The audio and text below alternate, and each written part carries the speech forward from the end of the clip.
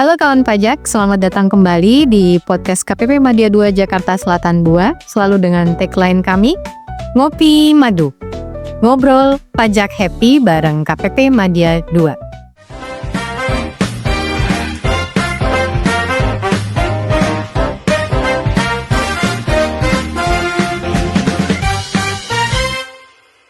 Bagaimana kabarnya nih kawan pajak? Semoga senantiasa sehat dan berbahagia ya.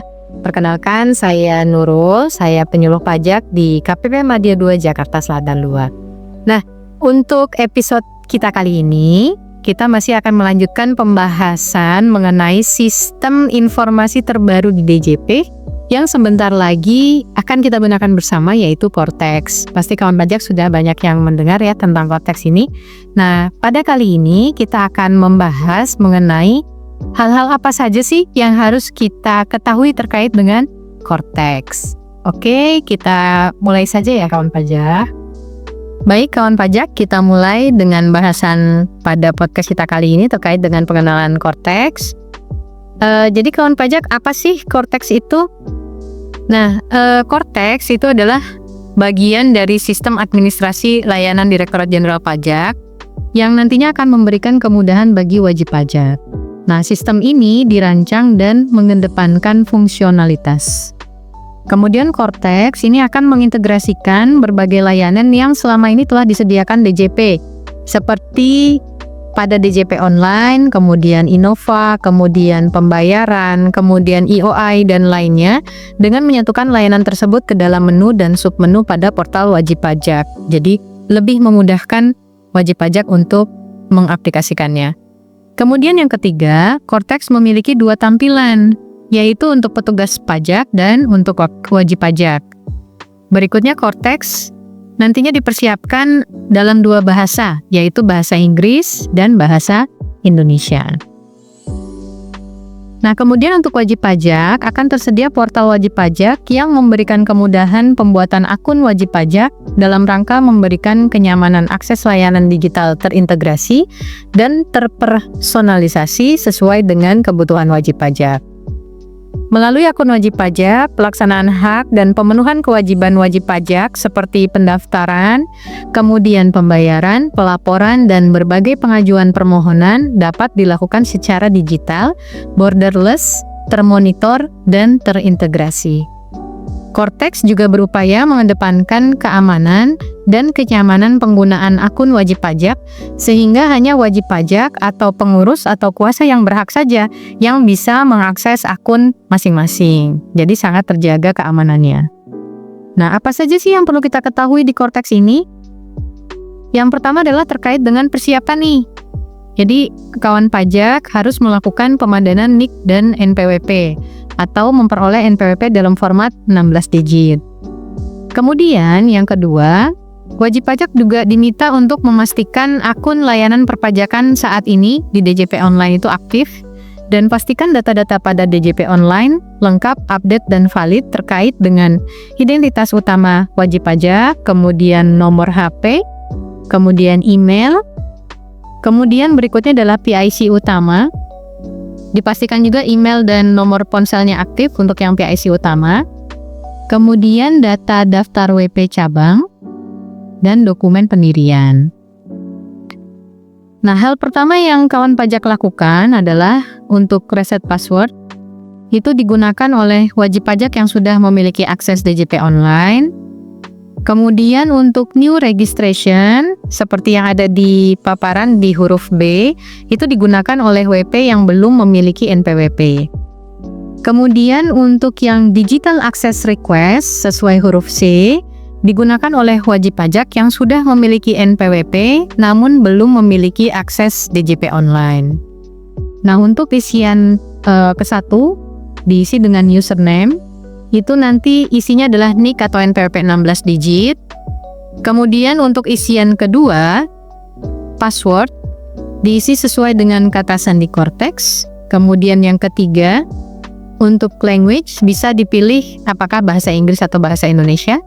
Kemudian yang keempat, silakan masukkan kode keamanan atau CAPTCHA. Dan CAPTCHA ini akan berubah seiring dengan waktu ya, jadi ada perubahan-perubahan. Kemudian yang kelima ini adalah menu untuk login. Nah, berikutnya bagi wajib pajak yang telah memiliki akses laman DJP online, tautan terkait reset password itu akan dikirimkan pertama kali ke email yang tercantum pada kolom informasi DJP online. Jadi, silakan kawan pajak pastikan bahwa email yang terdaftar adalah email yang masih aktif. Oke, berikutnya terkait dengan manajemen akses. Jadi nanti wajib pajak orang pribadi di dalam portal wajib pajak itu bisa berperan sebagai diri sendiri atau sebagai wakil atau pengurus atau kuasa wajib pajak sesuai dengan role aksesnya. Kemudian yang kedua, pelaksanaan hak dan kewajiban oleh wajib pajak badan dan atau instansi pemerintah hanya dilakukan melalui wajib pajak orang pribadi yang ditunjuk sebagai PIC utama. Atau dapat juga dilakukan oleh wakil atau kuasa atau PIC TKU yang telah diberikan akses. Kemudian yang ketiga, wajib pajak badan dan atau instansi pemerintah hanya dapat menunjuk satu PIC utama. Yang keempat, PIC utama dapat memberikan akses sesuai kebutuhan kepada wakil dan atau kuasa. PIC utama juga dapat menunjuk dan memberikan akses sesuai kebutuhan kepada PIC untuk tempat kegiatan usaha atau PIC TKU. Tidak ada penggunaan satu akun secara bersama yang berimplikasi pada tidak dimungkinkannya lagi sharing password. Jadi nanti sudah tidak ada lagi penggunaan satu akun bersama. Kemudian nanti kawan pajak bisa mengecek ya siapa PIC yang ada di badan tempat kawan pajak bekerja, itu bisa dicek di DJP online di bagian identitas penanggung jawab. Nah, defaultnya PIC di dalam Cortex untuk pertama kalinya ini adalah orang yang tercantum di identitas penanggung jawab ini. Jadi silakan dipastikan bahwa orang yang terdaftar di identitas penanggung jawab adalah memang benar-benar direktur utama yang masih aktif. Kemudian ini adalah catatan, orang baru yang ditunjuk sebagai PIC memiliki otoritas akses penuh ke akun Cortex WP badan yang diwakilinya. Orang ini dapat mengelola seluruh fitur dalam Cortex dan menandatangani segala permohonan yang diajukannya. Jadi bisa juga kita bilang kalau PIC ini adalah super user gitu ya, bisa melakukan apapun, bisa menandatangani apapun. Sedangkan pengurus lain atau orang yang ada di dalam pihak terkait yang bukan PIC, maka dia harus ditentukan terlebih dahulu batasan kewenangannya. Yang menentukan siapa? Yang menentukan adalah PIC. Jadi misalnya, pembuatan dan penandatanganan bukti potong saja, atau pembuatan dan penandatanganan SPT mana saja, seperti itu. Jadi PIC yang nanti akan meng-assign role representatifnya. Nanti akan ditentukan apa role-nya untuk siapa, seperti itu. Kemudian untuk pengelolaan akun wajib pajak badan atau orang pribadi dengan perwakilan, maka ini juga sesuatu hal yang baru ya kawan pajak. Jadi nanti di Cortex itu kita akan mengenal adanya istilah konsep impersonating. Jadi impersonating ini adalah pengelolaan akun Cortex baik badan maupun OP dengan perwakilan. Itu bisa dijalankan oleh pengurus atau wakil atau kuasa yang telah ditunjuk. Jadi kalau kita gambarkan bagannya ya seperti di paparan ini. Jadi nanti wakil atau kuasa itu mereka akan login dengan NIK atau NPWP orang pribadi 16 digit. Kemudian wakil atau kuasa ini akan memilih impersonating sebagai badan atau OP yang diwakili. Nah, setelah mereka memilih, maka dia hanya akan bisa beraktivitas sesuai dengan role akses yang diberikan. Kemudian untuk tanda tangan yang digunakan, menggunakan sign WP atau wakil atau kuasa. Sehingga nantinya tidak ada lagi sertifikat elektronik badan. Karena nanti tanda tangan itu melekat ke orang pribadi. Nah, ini adalah tampilan ketika kita login sebagai impersonating gitu ya. Kita berperan sebagai apa. Jadi nanti kawan pajak bisa melihat ya di Cortex masing-masing. Nanti di sana ada drop down list di atas bagian kanan. Ada sebagai main account, berarti itu adalah akun Cortex kita sebagai diri sendiri, akun pribadi. Kemudian berikutnya ada juga taxpayers. Jadi kalau taxpayers ini adalah daftar akun Cortex badan atau orang pribadi yang diwakili. Nah, kalau kita impersonating, maka nanti akan ada notifikasi di bagian atas. You are currently impersonating user PT apa. Seperti itu. Jadi kita bisa mengetahui peran kita pada saat kita login. Jadi jangan sampai kita salah melakukan sesuatu. Apakah pada saat kita login kita bertindak sebagai diri sendiri atau kita bertindak sebagai wakil atau kuasa. Nah, kemudian untuk kode otorisasi atau sertifikat digital mandiri ini bisa melakukan permohonan mandiri melalui Cortex. Jadi tidak perlu datang lagi ke KPP, kawan pajak. Kawan pajak bisa melakukan melalui Cortex. Jadi kawan pajak bisa mendapatkan kode otorisasi DJP atau menghubungkan sertifikat digital yang dimiliki untuk keperluan validasi atau pengesahan dokumen perpajakan secara mandiri. Nah, ini nanti di sini kawan pajak akan diarahkan digital certificate type-nya seperti apa? Apakah BRIN, BSSN, Digital Certificate, Peruri, Private dan lain sebagainya gitu ya. Ini bisa kawan pajak daftarkan kalau memang kawan pajak sudah berlangganan. Atau kalau misalnya kawan pajak mau mengajukan yang free, maka bisa mengajukan permohonan kode otorisasi DJP. Nah, berikutnya untuk kuasa wajib pajak. Agar seseorang kuasa, konsultan atau pihak lain bisa ditunjuk oleh wajib pajak sebagai kuasa, maka orang tersebut harus terdaftar dalam database kuasa di Cortex DJP. Nah, pendaftarannya bisa melalui dua cara. Yang pertama, konsultan atau pihak lain tersebut mendaftarkan dirinya sendiri melalui laman Cortex yang dia punya. Atau yang kedua, konsultan atau pihak lain tersebut didaftarkan oleh pemberi kuasa melalui laman Cortex pemberi kuasa. Jadi ada dua cara yang bisa dilakukan. Kemudian setelah perusahaan tadi menunjuk seseorang, entah itu konsultan atau pihak lain sebagai kuasa, maka dibutuhkan persetujuan dari orang yang ditunjuk tersebut. Jadi tidak serta-merta ketika sudah ditunjuk maka langsung di ACC gitu ya.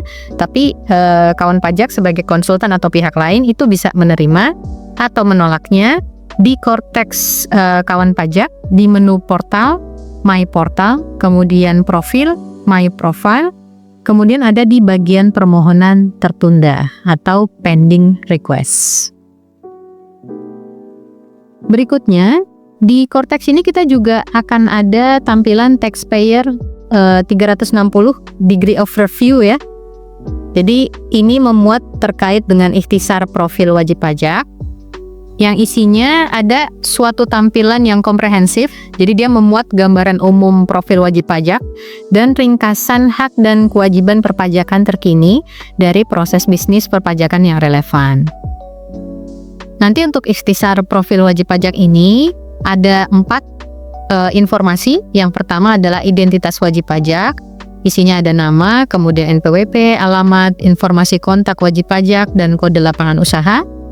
Kemudian yang kedua adalah hak dan kewajiban perpajakan, meliputi daftar SPT yang telah dibuat, kemudian draft SPT yang belum dikirimkan, jenis pajak terdaftar, serta daftar fasilitas perpajakan aktif. Kemudian informasi ketiga, ada daftar kode billing aktif. Jadi kawan pajak bisa melihat kode billing mana sih yang belum kadaluarsa gitu ya, atau belum dilakukan pembayaran. Kalau selama ini mungkin kawan pajak lupa menyimpan datanya di mana, maka nanti ketika sudah menggunakan Cortex, kawan pajak bisa ngecek daftar kode billing aktif yang kawan pajak harus bayarkan itu ada di taxpayer 360 degree. Kemudian yang keempat, nanti juga akan memuat riwayat permohonan. Jadi kita bisa ngecek status dan perkembangan atas permohonan atau kasus yang sedang berjalan, seperti itu. Jadi bisa dicek real time sudah sampai mana permohonannya. Kemudian berikutnya, nanti juga akan ada buku besar wajib pajak. Nah, buku besar wajib pajak ini berisi daftar semua transaksi yang berhubungan dengan wajib pajak. Daftar tersebut bisa kita filter atau diurutkan sesuai dengan kolom yang tersedia. Nah, ini contohnya seperti di tampilan ya. Jadi nanti akan terlihat tanggal berapa, kemudian itu terkait dengan apa, type-nya, detailnya seperti apa, itu nanti akan terlihat di buku besar wajib pajak. Berikutnya juga di buku besar wajib pajak kita bisa mengetahui bagaimana sih posisi kas kita gitu ya. Nanti akan ada sisi debit, sisi kredit, kemudian debit slave, credit slave, dan balance. Jadi kita bisa melihat berapa sih uang yang ada di akun kita gitu ya, apakah warnanya merah atau hijau. Ketika hijau berarti kita memiliki uang, ketika merah berarti kita ada hutang yang harus dibayar, seperti itu. Kemudian ini juga sesuatu yang baru nih kawan pajak, ada akun deposit pajak. Nah mungkin selama ini kawan pajak lebih familiar dengan deposit yang ada di toko oranye atau di toko hijau gitu ya. Maka saat ini DJV juga menyediakan akun deposit pajak. Nah akun ini adalah fitur baru supaya wajib pajak bisa melakukan pembayaran terlebih dahulu sebelum kewajiban pajak timbul. Nah, konsepnya dia adalah pembayaran pajak yang belum terikat ke satu jenis pajak tertentu. Seperti itu. Nah, gimana sih karakteristiknya? Nah, untuk deposit pajak ini dia ada 8 karakteristik. Yang pertama adalah penggunaan deposit pajak dalam pelunasan pajak bisa mencegah WP dari sanksi keterlambatan bayar, karena nanti akan tanggal bayarnya adalah tanggal depositnya. Kemudian yang kedua, pembayaran pajak dari deposit pajak dilakukan melalui mekanisme pemindah bukuan. Tapi kawan pajak tenang saja, pemindah bukuan di sini adalah pemindah bukuan secara otomatis tanpa melalui permohonan terlebih dahulu seperti yang saat ini kawan pajak lakukan. Kemudian yang ketiga, pemindah bukuan yang dilakukan tersebut tercatat pada taxpayer ledger. Jadi kawan pajak bisa melihat bagaimana arus kasnya, perpindahannya dari deposit dibayar kemana, itu ada di taxpayer ledger. Kemudian yang keempat, opsi menggunakan deposit pajak muncul jika saldo mencukupi. Jadi kalau misalnya kawan pajak meng-create SPT, kemudian yang terhutang adalah 10 juta, tapi saldo kawan pajak adalah 5 juta, maka nanti tidak akan muncul opsi deposit pajak, karena nilainya kurang dari yang terhutang. Kemudian yang kelima, deposit pajak ini bisa dilakukan carry over lintas tahun tanpa perlu pemindah bukuan. Kemudian yang keenam, kode akun pajak untuk kode jenis setor adalah 411618100. 411618100. Kemudian yang ketujuh, wajib pajak tidak mendapatkan imbalan bunga atas saldo deposit. Dan yang 8, saldo deposit dapat dikembalikan dengan permohonan pengembalian pajak yang seharusnya tidak terhutang. Jadi jika memang ada keperluan gitu ya untuk menggunakan saldo deposit, bisa dicairkan kembali.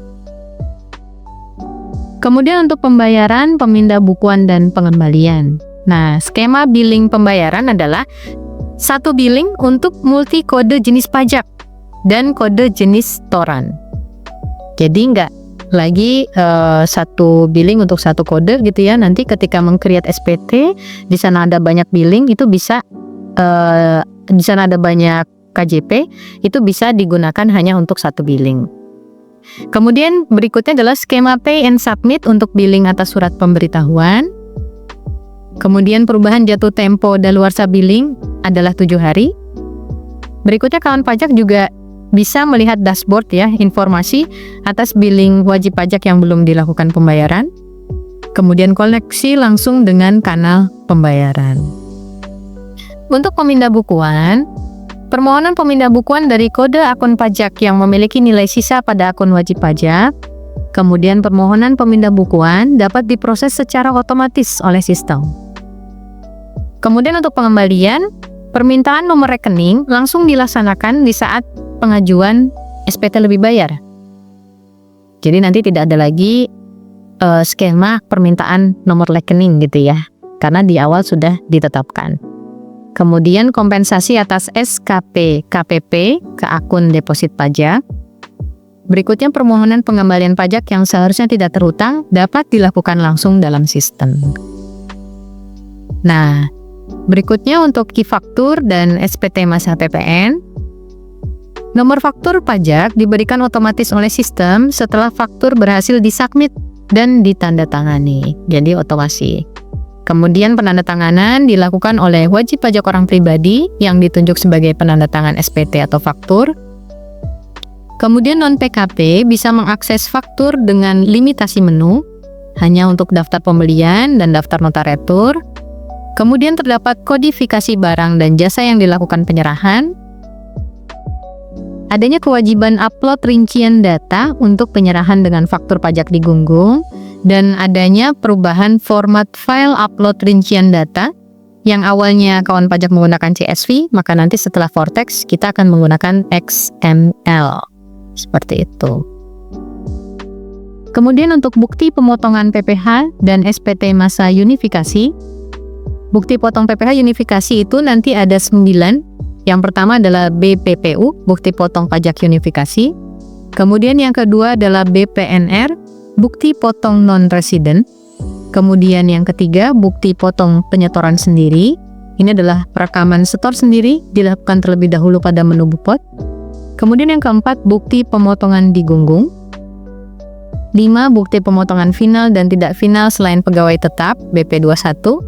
6. Bukti pemotongan PPh pasal 26 bagi wajib pajak luar negeri atau BP26. Kemudian 7. Bukti pemotongan masa pajak Desember atau masa pajak terakhir A1, BPA1. 8. Bukti pemotongan masa pajak Desember atau masa pajak terakhir A2 atau BPA2. Kemudian 9 adalah bukti pemotongan bulanan pegawai tetap dengan TEP. Perubahan format file upload rincian data yang awalnya CSV menjadi XML, jadi sama seperti PPN tadi. Untuk yang banyak datanya bisa menggunakan XML. Kemudian pembayaran PPh dilaksanakan atas kurang bayar SPT masa, sehingga dapat dianggap satu pembayaran untuk seluruh KJS. Ini yang tadi sudah disampaikan di awal, satu kode billing untuk multi KJS. Berikutnya bukti pemotongan dapat dibuat oleh WP Pusat dan WP tempat kegiatan usaha serta terprofil ke dashboard WP Pusat. Untuk layanan wajib pajak, di Kortex kita akan memfasilitasi layanan pajak perpajakan. Yang pertama adalah layanan administrasi, meliputi pelayanan penerimaan pemberitahuan dan permohonan dari wajib pajak atau bukan wajib pajak untuk penerbitan produk hukum atau penerimaan laporan produk pelayanan administrasi. Kemudian yang kedua, layanan permintaan informasi perpajakan. Ini dimaksudkan untuk menangani pertanyaan wajib pajak atau bukan wajib pajak yang tergolong permohonan konsultasi, penegasan, atau eskalasi pada saat penyampaian. Kemudian yang ketiga, layanan edukasi perpajakan, bertujuan untuk meningkatkan pengetahuan, kesadaran, dan kepatuhan perpajakan secara sukarela dengan memberikan informasi dan membantu pelaksanaan hak dan kewajiban perpajakan bagi wajib pajak. Kemudian yang keempat, layanan pengaduan, saran, dan apresiasi, dimaksudkan untuk menangani permohonan wajib pajak atau bukan wajib pajak yang tergolong pengaduan pelayanan pajak, pengaduan kode etik dan disiplin pegawai, pengaduan tindak pidana perpajakan, saran atau apresiasi pada saat proses pengajuan. Pengajuan permohonan layanan perpajakan dapat dilaksanakan, diketahui daftarnya, dan tindak lanjutnya langsung oleh sistem. Jadi kawan pajak bisa ngecek nih progresnya sudah sampai di mana. Kemudian berikutnya untuk simulator terpandu Kortex. Nah, simulator terpandu Kortex adalah aplikasi panduan interaktif berbasis internet yang bisa digunakan oleh wajib pajak sebagai alternatif pembelajaran untuk mengenali fitur-fitur yang akan ditemui pada aplikasi Kortex. Jadi kawan pajak bisa mencoba-coba ya, bisa ngecek gimana sih tampilannya Kortex, ada apa saja menunya dan lain sebagainya melalui simulator terpandu Kortex. Nah, simulator ini disediakan untuk memperluas jangkauan edukasi, kemudian digunakan untuk mengenalkan menu-menu pada aplikasi Kortex dan memberikan pengalaman penggunaannya kepada wajib pajak. Kemudian data pada aplikasi simulator ini hanya data dummy, jadi tenang saja wajib pajak ya. Kemudian berikutnya perubahan data yang dilakukan pada aplikasi simulator tidak akan tersimpan, jadi sifatnya hanya statis saja. Berikutnya, guidance yang muncul dalam aplikasi akan terreset otomatis setelah 1 jam penggunaan. Jadi tenang saja, apapun data yang di-input maka dia tidak akan tersimpan. Nah, langkah pendaftarannya, ini kawan pajak bisa mengisi terlebih dahulu di DJP online. Silakan mengisi NPWP badan atau IP, kemudian password, kemudian CAPTCHA, kode keamanan. Berikutnya login. Kemudian di bagian informasi nanti akan ada menu daftar simulator Cortex di sana. Nah, di menu ini silakan kawan pajak klik bannernya. Kemudian nanti diminta untuk mengisi NPWP PIC yang harus sudah pemadanan ya, NIK NPWP-nya. Kemudian silakan klik tombol cek. Kemudian angka 7 silakan diisi dengan email PIC. Kemudian angka 8 diisi email badan atau IP. Kemudian angka 9 isi kode keamanan. Kemudian klik simpan. Pendaftaran ini juga sekaligus merupakan pendaftaran PIC gitu ya, untuk memperoleh akses ke simulator secara personal. Karena tadi Cortex itu kita masuknya sebagai pribadi dulu gitu. Nah, setelah ada notifikasi registrasi berhasil, maka kawan pajak bisa melakukan pengecekan email secara berkala untuk mendapatkan username dan passwordnya. Apakah sudah masuk ke email kawan pajak atau belum, supaya kawan pajak bisa masuk ke aplikasi simulator. Nah, ini adalah contoh emailnya ketika sudah bisa masuk ya. Ini ada username dan ada password yang bisa digunakan. Nah, nanti silakan kawan pajak masuk ke laman simulator Cortex dengan mengisi username, kemudian password sesuai dengan email yang tadi. Kemudian kawan pajak bisa memilih bahasanya, apakah menggunakan bahasa Inggris atau bahasa Indonesia. Kemudian silakan input kode keamanan dan klik login. Oh ya, alamatnya itu adalah https di portal wp-simulasi.pajak.go.id. Nah, ini adalah notifikasi selamat datang di portal wajib pajak.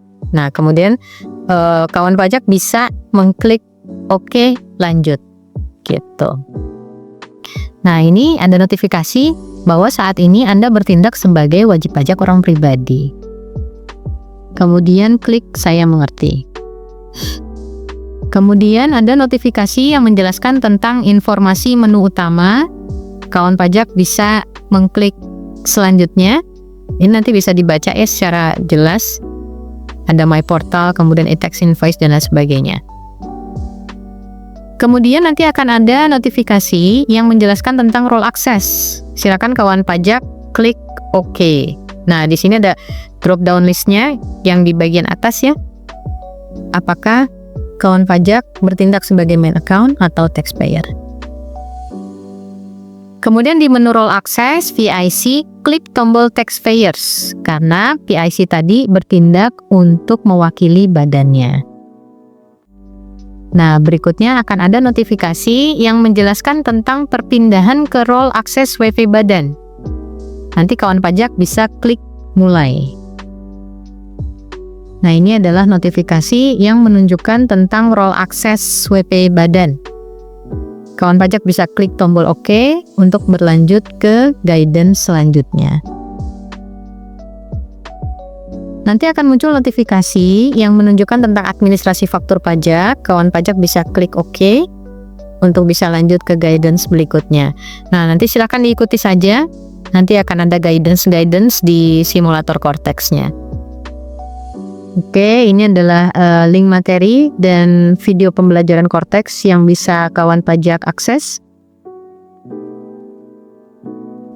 Sekian materi podcast kita kali ini kawan pajak. Semoga dapat memberikan pencerahan kepada kawan pajak terkait sistem perpajakan kita yang baru ini. Terima kasih juga kepada kawan pajak yang sudah menonton podcast KPP Madya 2 Jakarta Selatan 2. Nantikan terus podcast kami di episode-episode selanjutnya.